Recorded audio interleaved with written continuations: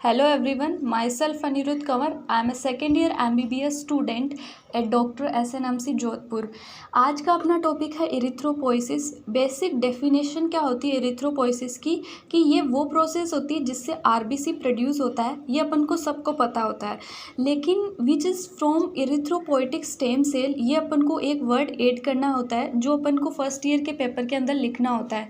Erythropoiesis काफ़ी important short note है अपनी फर्स्ट ईयर के लिए भी और सेकेंड ईयर के लिए भी, जो फर्दर क्या करते हैं मेच्योर आरबीसी को प्रोड्यूस करते हैं। तो यहाँ पे जो इरिथ्रोपोइटिक स्टेम सेल होते हैं वो सेल्फ रिन्यूअल सेल होते हैं जो पोस्ट डिफरेंशिएट होके आगे फर्दर मेच्योर आरबीसी को प्रोड्यूस करते हैं। जो इरिथ्रोपोइसिस होता है वो कहाँ पे होता है, इसके लिए 3 स्टेज अपन को पढ़नी पड़ती है। एक इंट्रा यूट्रिन लाइफ, जो यूट्रस के अंदर फीटस होता है, तो उसके लिए 3 स्टेज होती है। एक मियोब्लास्टिक स्टेज, हिपेटिक और माइलॉइड स्टेज। मियोब्लास्टिक स्टेज है ये अप टू 3 वीक्स तक होती है जब यूट्रस के अंदर फीटस होता है, ये अप टू 3 मंथ्स, और उसके बाद में माइलॉइड स्टेज होती है।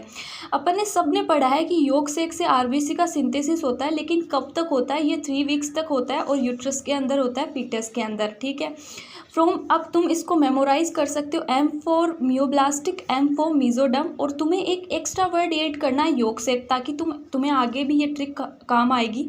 जैसे हिपेटिक स्टेज है तो जिसके अंदर हिपेटिक का मतलब होता है लीवर से रिलेटेड है, तो इसके अंदर लीवर के अंदर होता है 3 मंथ्स तक फीटस के अंदर, और उसके बाद में तुम्हें एक वर्ड ऐड करना है जो है स्प्लीन।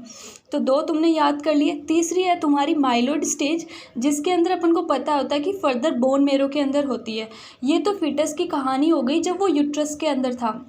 जब चिल्ड्रन स्टेज आती है तब इसके अंदर जिन ओल बोन जिनके अंदर रेड मेरो होती है उनके अंदर होता है, और लीवर और स्प्लीन, मतलब योग सेक को छोड़ के सारी चीज़ें इसके अंदर तुम्हें ऐड करनी है। ठीक है, ये मैं तुम्हें याद करने के लिए बता रही हूँ। और जब अडल्ट स्टेज आती है तो तुम्हें लॉन्ग बोन होते हैं उनके एंड्स के अंदर होती है, और जो फ्लैट बोन होती है लाइक स्टर्नम इनके अंदर होती है। फीमर और ह्यूमरस लॉन्ग बोन हो गई। ठीक है, तो ये अपने यूनिवर्सिटी के अंदर क्वेश्चन आया था कि जो अडल्ट स्टेज होती है उसके अंदर आरबीसी का सिंथेसिस कहाँ पे होता है, तो वो बोन मेरो के अंदर, एंड ऑफ लॉन्ग बोन के अंदर होता है। ये तुम्हें लिखना था। ठीक है, अब जो दूसरा अपना इम्पोर्टेंट चीज़ है कि जो आरबीसी का डेवलपमेंट होता है, जो इरिथ्रोपोइसिस की प्रोसेस होती है, उसके कैरेक्टरिस्टिक फीचर्स क्या है। उसके कैरेक्टरिस्टिक फीचर होता है कि जैसे जैसे आरबीसी जो मतलब इमेच्योर सेल से हिमेटोपोइटिक या इरिथ्रोपोइटिक स्टेम सेल से वो आरबीसी के अंदर प्रोसीड करता है, तो एक बहुत सारी सेल्स की स्टेज आती है, तो उसके अंदर रिडक्शन इन सेल साइज, ये तुम्हें याद रखना है ताकि तुम टेबल को अच्छे से मेमोराइज कर सको। न्यूक्लियस की साइज कम होती है और साइटोप्लाज्म की अमाउंट बढ़ती है। ये जो बेसिक पॉइंट है तुम्हें याद रखना है। एक इम्पॉर्टेंट चीज़ होती है स्टेनिंग रिएक्शन। सबसे पहले जो आरबीसी के जो साइटोप्लाज्म होता है उसके अंदर आरएनए होता है, वो कलर देता है। तो सबसे पहले बेसोफिलिक स्टेन आता है, उसके बाद पॉलीक्रोमेटोफिलिक और फाइनली एसिडोफिलिक। तुम्हें ये अभी समझ में नहीं आएगा, जब मैं टेबल समझाऊंगी तो अच्छे से क्लियर हो जाएगा। तो ये जो जैसे जैसे ये कलर चेंज क्यों हो रहा है, स्टेन के अंदर चेंज हो रहा है, इसका रीज़न है डिक्रीज इन आरएनए अमाउंट। ठीक है, जब आरएनए ज़्यादा था तो बेसोफिलिक आ रहा था, और जैसे जैसे डिक्रीज हो रहा है तो ये कलर एसिडोफिलिक के अंदर फाइनली चेंज हो रहा है। ठीक है, जो पहले ओपन क्रोमेटिन होती है और उसके अंदर मैनी न्यूक्लियोलाई होते हैं, लेकिन जैसे जैसे आरबीसी की मैच्योरिटी अटेन करता है आरबीसी, क्रोमेटिन कंडेंस हो जाता है और फाइनली क्या हो जाता है, डीजनरेट हो जाता है। तो अपन को पता है जो आरबीसी मैच्योर होता है उसके अंदर न्यूक्लियस ही अपसेंट होता है, तो जो क्रोमेटिन कंडेंस होकर फर्दर क्या होता है, कुछ भी नहीं, वो डीजनरेट हो जाता है। तो ये जो बेसिक पॉइंट थे कैरेक्टरिस्टिक ड्यूरिंग डेवलपमेंट, अब अपन को पढ़ना है वो वाली टेबल जिसके अंदर ये सारे पॉइंट आएंगे और अपन को अच्छे से क्लियर हो जाएगा। तो ये रही अपनी वो टेबल, स्टेजेस ऑफ इरिथ्रोपोइसिस। तो सबसे पहले अपन को क्या करना है, जो सबसे पहला जो अपना सेल था स्टेम सेल, हीमोसाइटोब्लास्ट भी बोलते हैं इसको, तो इसके अंदर क्या हुआ, अपनी जो ये तुम्हें सेल साइज़ याद नहीं रखनी, सेल साइज़ सबके अंदर क्या हो रही है, कम हो रही है, तो तुम्हें इसको रिमेंबर नहीं करना। ठीक है, अपन को बेसिक चीज़ क्या करनी है, याद रखनी है, न्यूक्लियस की और साइटोप्लाज्म के अंदर क्या होता है। मैंने पहले ही बताया था कि वेरी बिग न्यूक्लियस होता है, शुरुआत में न्यूक्लियस बड़ा होता है, उसके बाद में धीरे धीरे करके न्यूक्लियस की साइड्स एकदम कम हो जाती है और लास्ट में न्यूक्लियस हो जाता है और डिसअपीयर हो जाता है। वो अपने मैच्योर आरबीसी का कैरेक्टरिस्टिक फीचर है। उसके बाद में यहाँ पे क्या होता है, ओपन क्रोमेटिन होता है और न्यूक्लियोलाई होता है, वो मैक्सिमम नंबर में होते हैं। मैंने लिखा था यहाँ पे कि न्यूक्लियोलाई क्या होता है, मैनी न्यूक्लियोलाई होते हैं। तो इसका मतलब मैनी न्यूक्लियोलाई 4 to 5 इसकी मैक्सिमम लिमिट है। और जो साइटोप्लाज्म, इसकी बाद में बात करते हैं अपन, ठीक है।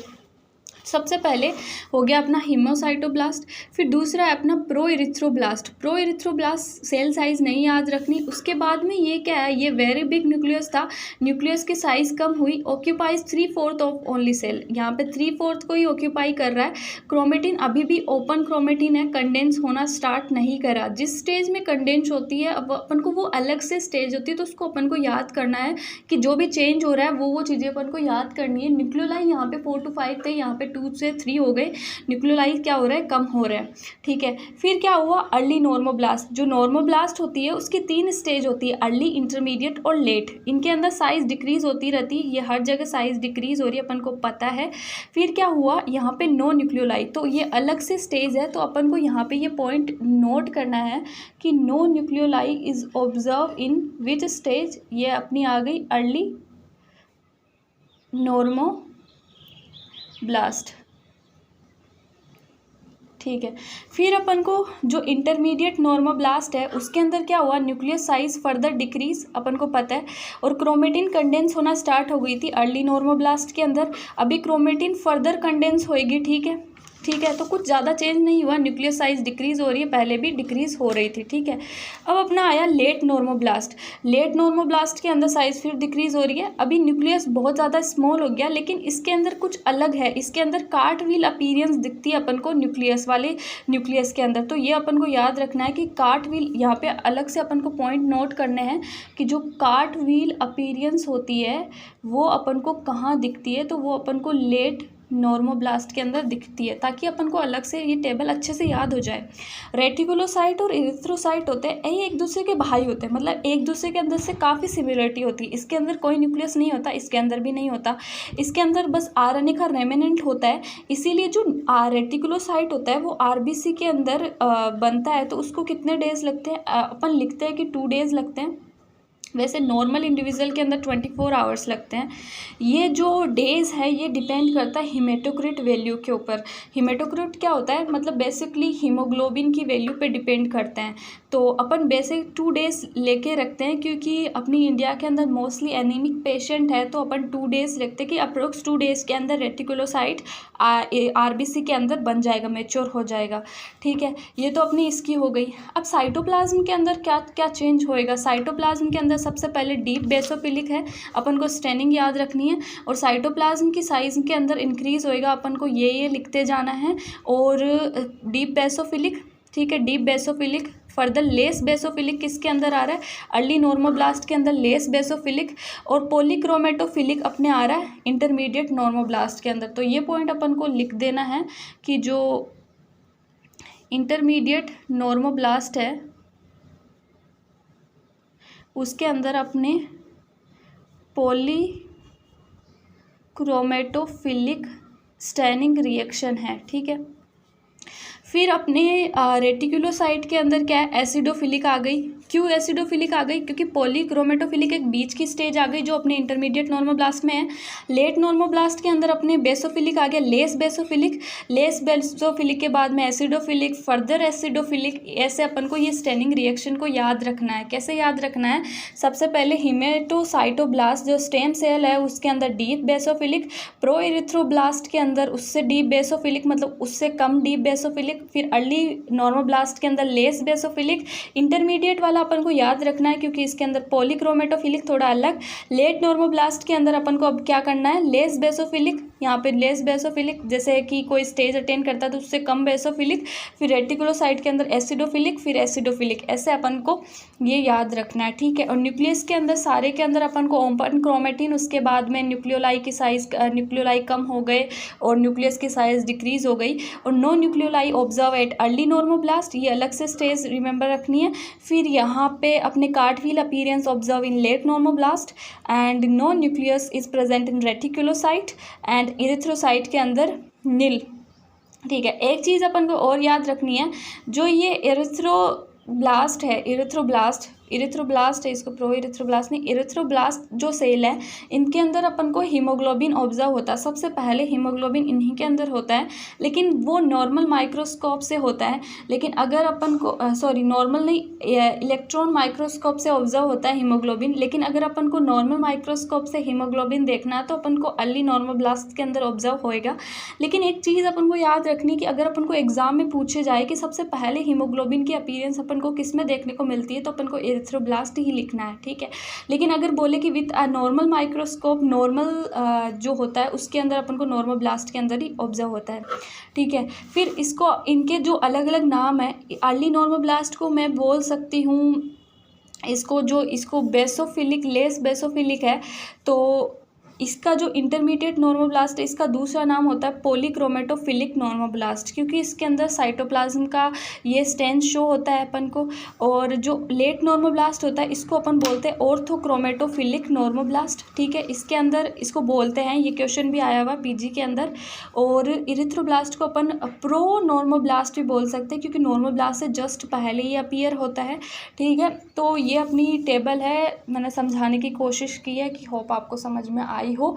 उसके बाद में अपन पढ़ते हैं कि रेगुलेशन ऑफ इरिथ्रोपोइसिस क्या होता है। मतलब इरिथ्रोपोइसिस को जो ये प्रोसीजर होती है, इसको कौन रेगुलेट करता है। इसके लिए जो जनरल फैक्टर होता है वो अपना हाइपोक्सिया होता है, और other factors instead of hypoxia अपने होते हैं dietary factor, कास्टल intrinsic factor and extrinsic factor, ये भी होते हैं। बट मेजर फैक्टर अपना हाइपोक्सिया होता है। और जो हाइपोक्सिया फिर क्या होता है, इरिथ्रोपोइटिन एक हार्मोन होता है, वो अपने रिलीज़ होता है किडनी से।